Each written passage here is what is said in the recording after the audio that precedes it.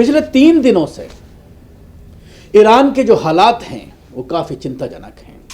10 से ज़्यादा लोग सुरक्षा बलों की गोली से मर चुके हैं और हालात पूरे देश में जिस तरह के नज़र आ रहे हैं, भीड़ पूरी तरह से सड़कों पर उतर आई है।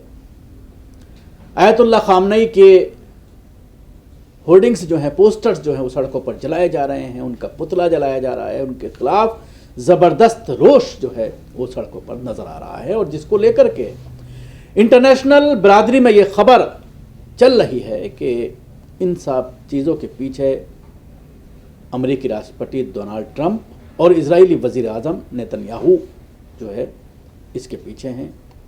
अमेरिका की खुफिया एजेंसी और इजराइल की खुफिया एजेंसियां ही ये सारे काम जो है वो ईरान में करा रही हैं। इसके साथ ही जिस तरह से ट्रंप का बयान सामने आया है, उस बयान को लेकर भी ईरान ने सख्त प्रतिक्रिया दी है और इस मामले को यूनाइटेड नेशन में उठाया है।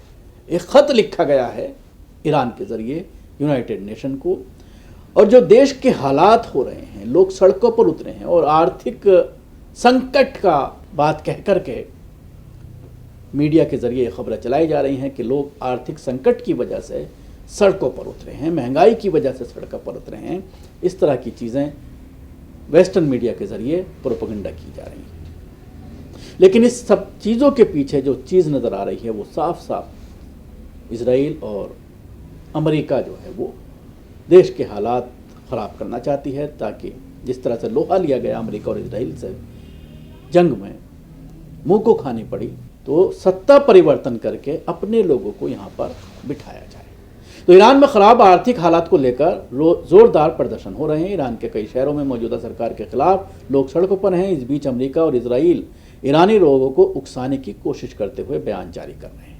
अमेरिकी राष्ट्रपति डोनाल्ड ट्रंप ने गुरुवार 1 जनवरी को सोशल मीडिया पर एक पोस्ट लिखा, जिसमें उन्होंने ईरान को धमकी देते हुए कहा कि ईरान में महंगाई की वजह से प्रदर्शन हो रहे हैं, अगर प्रदर्शनकारी मारे गए तो मैं कार्रवाई के लिए तैयार हूँ।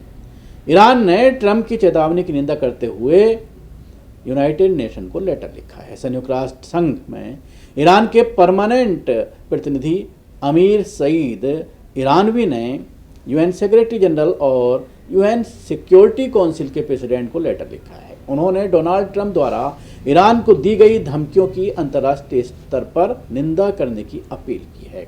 अमीर सईद ईरानवी ने यूएन चीफ इंटेलिजेंस गुटेरेस और सिक्योरिटी काउंसिल के सदस्यों को लिखा है कि ईरान के लिए ट्रंप के धमकी वाले भड़काऊ बयानों की निंदा करने की अपील की। अमीर सईद ईरानवी ने ट्रंप को धमकी वाले बयानों को यूएन चार्टर और इंटरनेशनल कानून का गंभीर उल्लंघन बताया है। इसी लेटर में आगे कहा गया है कि ईरान अपनी संप्रभुता की रक्षा करने के अपने अधिकारों का इस्तेमाल करेगा।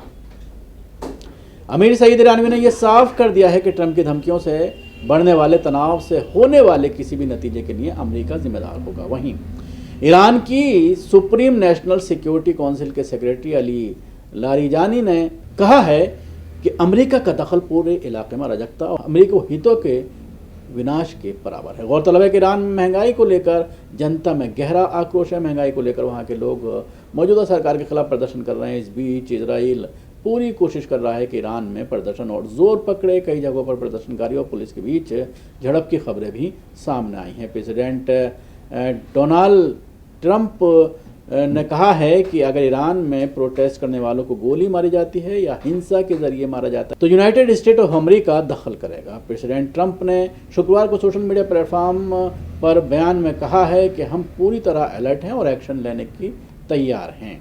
ये बयान ऐसे समय में आया है जब ईरान में पिछली सदी के सबसे बड़े पब्लिक प्रोटेस्ट मूवमेंट के दौरान अलग अलग प्रांतों में हुई झड़पों में कई लोग मारे गए हैं। प्रदर्शन जो मीडिया के जरिए जो कहा जा रहा है वो ये कहा जा रहा है कि ये प्रदर्शन आर्थिक तंगी और इकोनॉमी में भारी गिरावट और बढ़ती महंगाई की वजह से ये पूरा प्रोटेस्ट यहाँ पर चल रहा है।